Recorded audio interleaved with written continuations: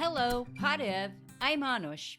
Thanks for joining the Medz Mamas. Today I'm happy to welcome Talar Keoseyan, who will share her Medz Mama, Elmon Piligian Mouradian. Welcome, Talar. Thank you for having me, Anush. Absolutely. Really excited to hear about your Medz Mama. So what is your first memory of your Medz Mama? The first memory of my Medz Mama was this amazing and delicious pastry she used to make. It was a pastry that was called shakarov hats. So delicious and divine. It was like a floury dough that she fried and then drizzled it with sugar. The taste left an indelible mark on my taste buds, and her horkur taught her how to make the shakarov hats. Oh, wow. I was her only grandchild that was not close in proximity to her. So I was born in Aleppo, Syria. I moved to Philadelphia with my parents when I was 7 years old. So I have some memories of my grandmother from the time that I was in Aleppo. And one of the memories was holding my dad's hand and going to Nene's house for Easter. I did go to Syria I went back when I was 10, 16, 20, and 21. And we had so many wonderful times together. She was a cleanliness goddess. Like, she couldn't, even if she couldn't get up, she would make sure my cousins, my mom, me, my aunts, that we were always cleaning. I noticed that you referred to your Medz Mama as Nene. Yeah. We all call her Nene. And then, what did your Nene Elmon or Medz Mama Elmon pass down to you? Like, what types of life lessons did she share with you in part? She always had a very resilient nature in her, so she would always tell all of the cousins, and especially me, to never give up, to be proud to be Armenian. You have to be proud of your heritage. You have to always speak the truth. And with me, she would always go back to the Armenian Genocide and to tell me her stories of what happened to her. So my grandmother, Elmon Piligian Mouradian, she was only 10 years old at the time of the Armenian Genocide. And she lost her two brothers, her sister, and both of her parents, as well as her extended family. My grandmother, Elmon, she would talk about her time at the orphanage in Aleppo. And she was at the orphanage because she was an orphan. Her horkur was the only surviving member of her family, so she had to work, and she couldn't take care of, a child at that time and do all the things necessary. But it was at this orphanage that she met my grandfather. And my grandfather, Natan Mouradian, had lost every single member of his family. Oh, my. Except he only had one cousin that survived. And it was interesting because both of my grandparents were from Yenikhan in Sepastia. And she would just tell us the story of how she met my grandpa and then how, they got married and all of that.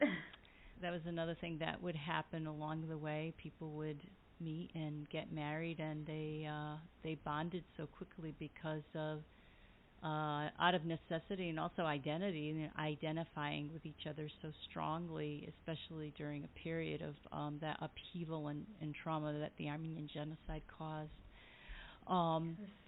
You have so much to be proud of your Medz Mama, and can you describe some of that? She was a powerhouse.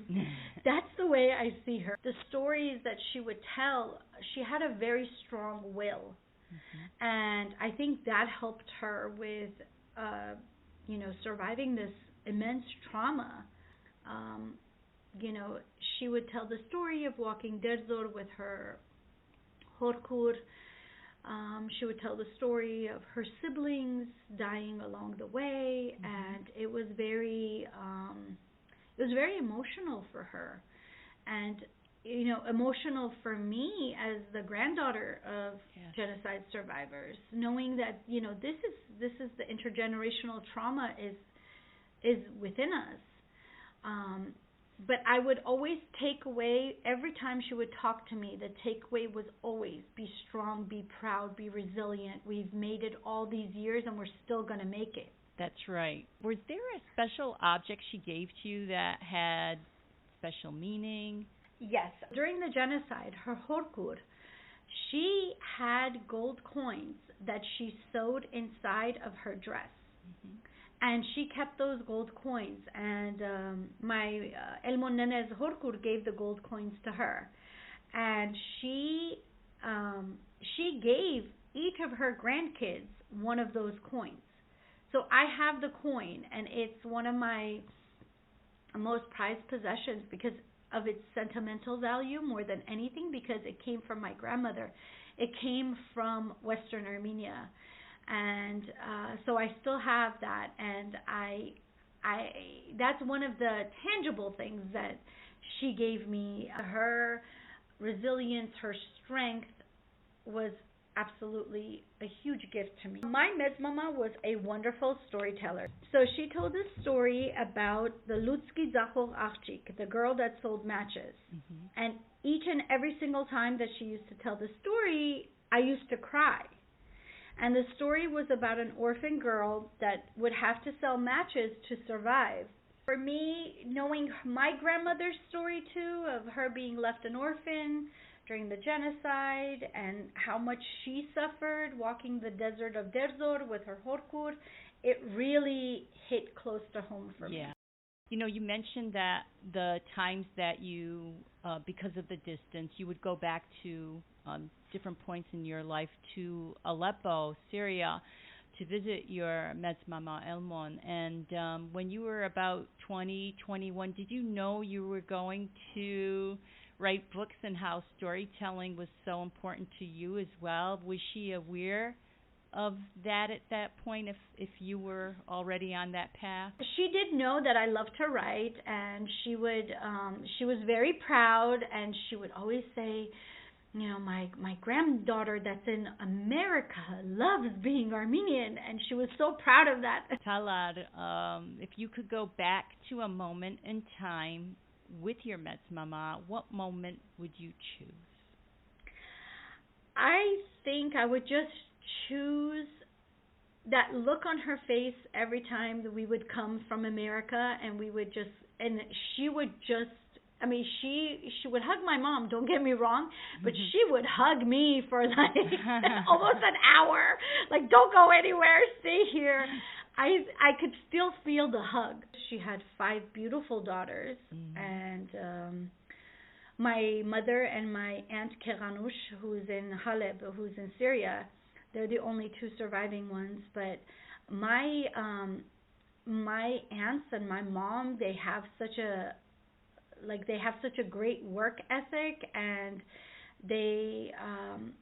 they're the way that my grandmother was with them, they were the same way with us, with my cousins and me, and making sure that we always had this thing of, being super proud of where we came from, and, also being active in the community, doing something, and helping people to know that, these atrocities happened to them, and they weren't, nobody has the right to invalidate that, and nobody has the right to even question that, because our ancestors went through all of this stuff. And my grandmother was very strong in her beliefs that, she had this thing for justice. She was like, sooner or later, justice is going to happen. And I really hope that's true. What words of wisdom did your Medz Mama Elmon share with you?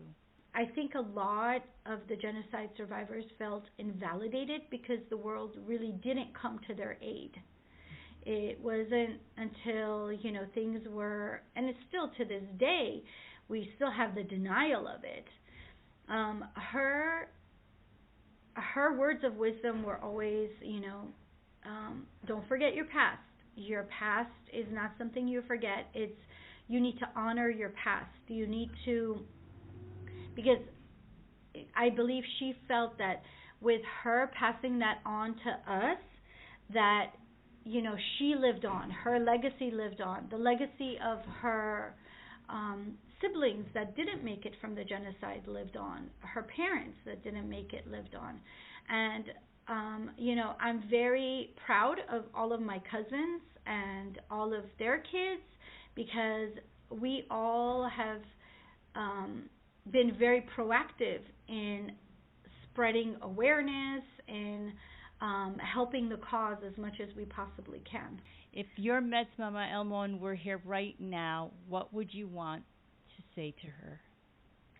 I would say to her, I love you so much. I thank you from the bottom of my heart for instilling such amazing values in me. I'm so proud to be her granddaughter, and that she was my Nene, and she lives on it within me. She lives within me. She lives in my heart. She lives in my soul. I carry her legacy. My cousins carry her legacy. Rest in paradise, my sweet Nene. Oh, I thank you from the bottom of my heart for spending time to reflect and share your Medz Mama with so many people. Thank you for having this wonderful platform. It really is so instrumental in recording our history. Hatchagotun. Thank you so much. Hatchagotun Kezi.